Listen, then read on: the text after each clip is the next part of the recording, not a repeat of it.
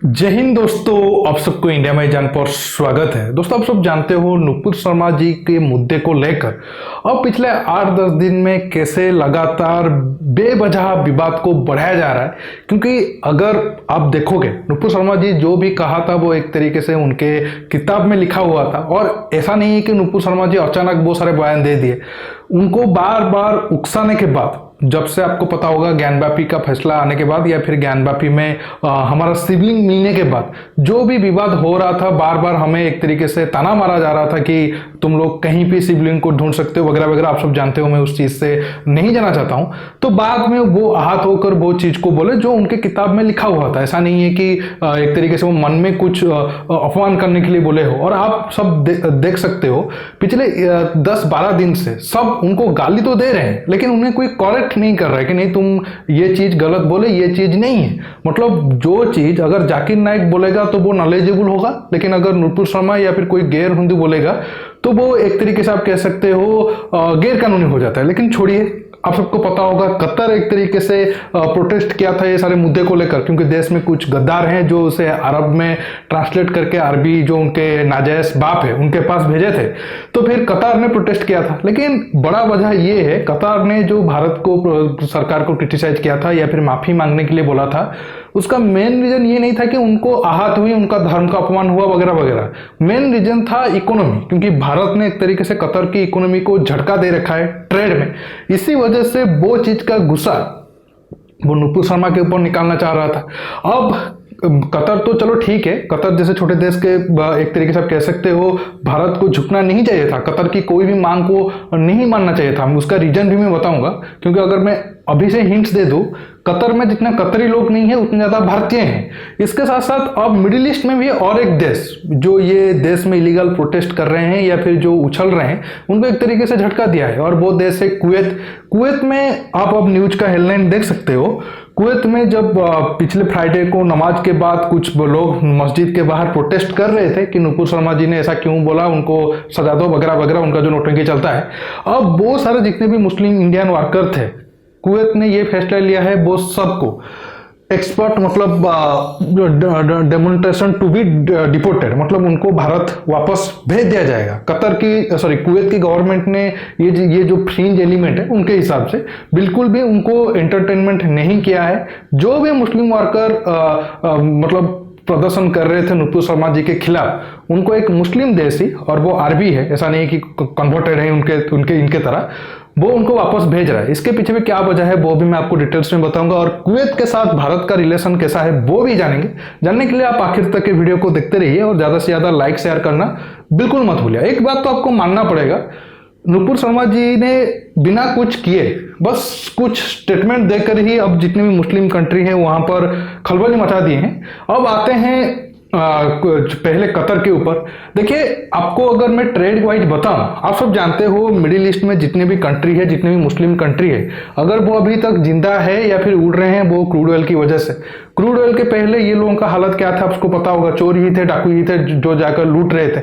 और जब crude oil खत्म हो जाएगा, अगर वो इकोनॉमी का कोई ऑल्टरनेटिव रूट नहीं ढूंढ पाएंगे, आने वाले 40-50 साल के बाद उनका हालत वैसा ही होता जाएगा।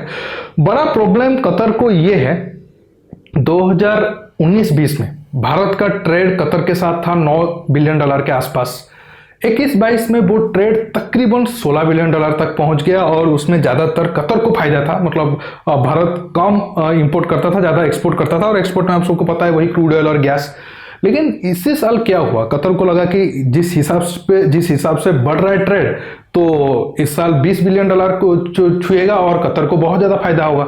लेकिन रशिया यूक्रेन जंग के बाद भारत ने क्या किया कि मिडिल ईस्ट से ज्यादा ऑयल ना खरीद कर, सिर्फ सऊदी अरब यूएई को छोड़कर बाकी जितना देशों से ऑयल खरीद रहे हैं उन्हें कम करता गया, और ज्यादा ऑयल हम कहां से लिए, रशिया से। अब मतलब पिछले साल हम रशिया से जितना ऑयल नहीं लिए थे, अब कुछ महीने में उसे हम कई गुना ज्यादा ले चुके हैं, और अब टॉप 5 में रशिया आ चुका है जो ऑयल हमें बेच रहा है। और हो सकता है ये रिकॉर्ड भी तोड़े बहुत ज्यादा मात्रा में।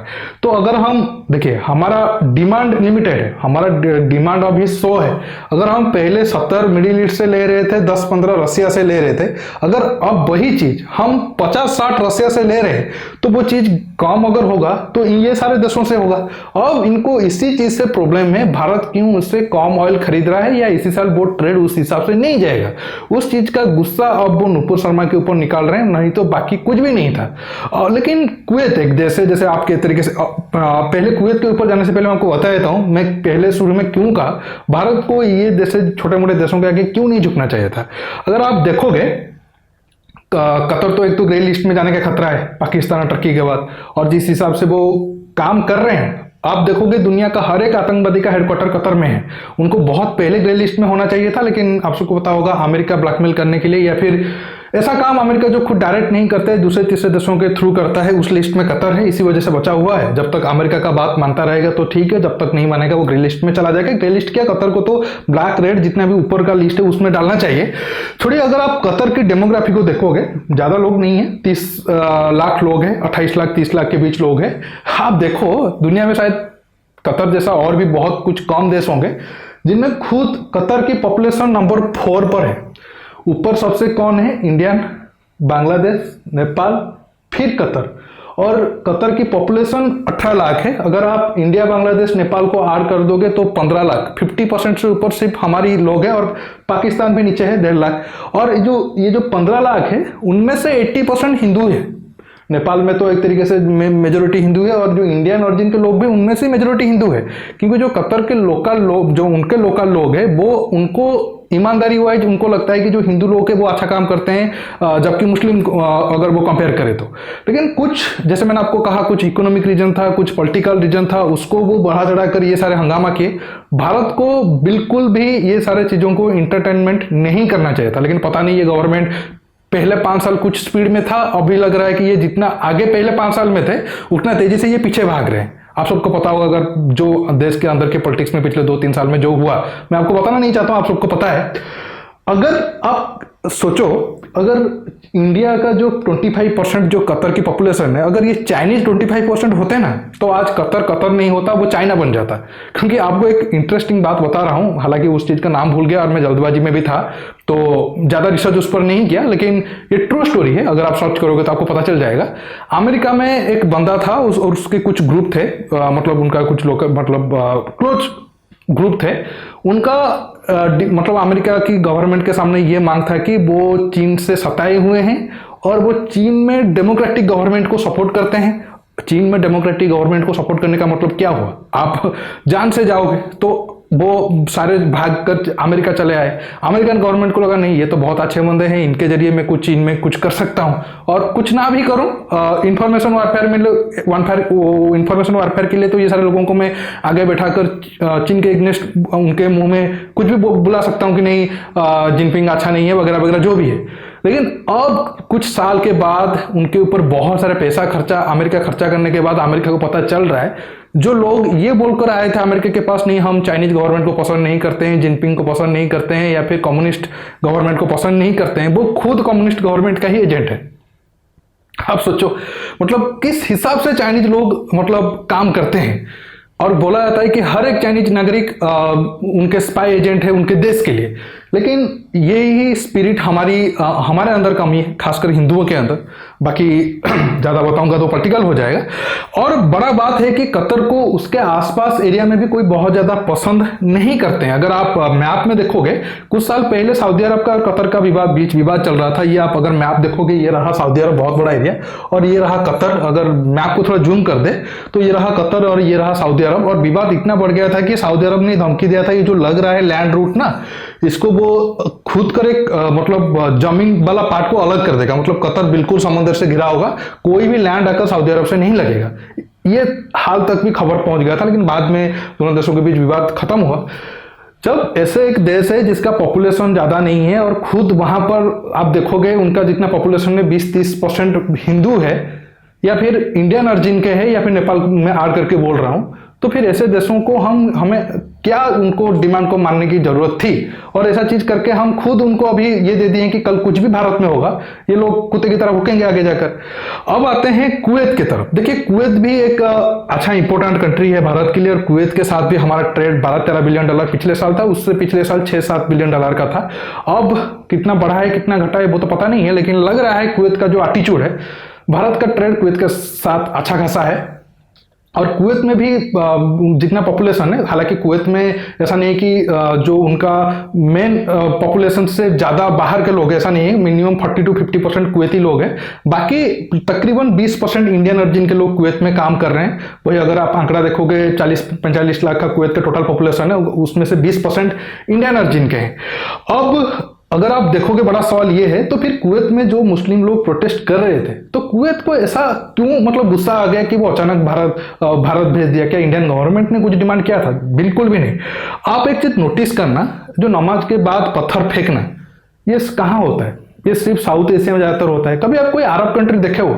यूएई आप माइंड में ले लो, सऊदी अरब ले लो, जितना मेन अरब है, जो पहले फर्स्ट हैंड मुस्लिम कंट्री है, कभी देखे हो नमाज के बाद वहां पर पत्थरबाजी हो रहा? ये सारा नौटंकी, ये जो कन्वर्टेड एक तरीके से सेकंड थर्ड जनरेशन में, इसलिए बोल रहा हूँ क्योंकि टर्की वाले सेकंड क्लास में आ जाते हैं, जो हमारा साउथ एशिया नहीं, ये थर्ड या फोर्थ में आ जाते हैं। इसी लोगों का, इन लोगों का मन में जहर है, जो खुद को ज्यादा प्रूव करने की कोशिश में रहते हैं, नहीं हम पक्का मुसलमान हैं, लेकिन जो ओरिजिनल मुसलमान है, कभी वो ऐसे हरकत करते हुए आपको नजर नहीं आएंगे। जब ये लोग उनके देश में जाकर ऐसे हरकत करेंगे तो वो क्या करेंगे? लात मार के अपने देश से भगाएंगे, चाहे वो तुम कुछ भी बोलो, क्योंकि उन्हें कुछ फर्क नहीं पड़ता है। उनके पास पैसा बहुत ज्यादा है।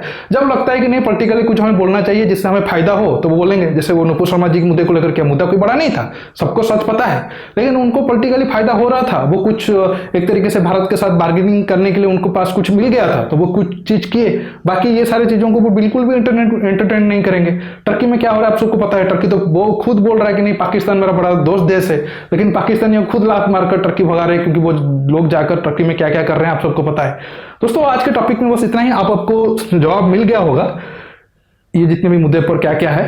आप ये वीडियो को ज्यादा से ज्यादा लाइक शेयर करिए, और मेरा वीडियो को लाइक शेयर करने के साथ चैनल को सब्सक्राइब करिए, और सब्सक्राइब बटन के पास जो बेल आइकन है उसे प्रेस करिए, ताकि आगे आप मेरे आने वाले वीडियो को मिस ना कर सके। दोस्तों रुकता हूं, बहुत जल्द और एक न्यू टॉपिक के साथ मिलूंगा। नमस्कार, जय हिंद।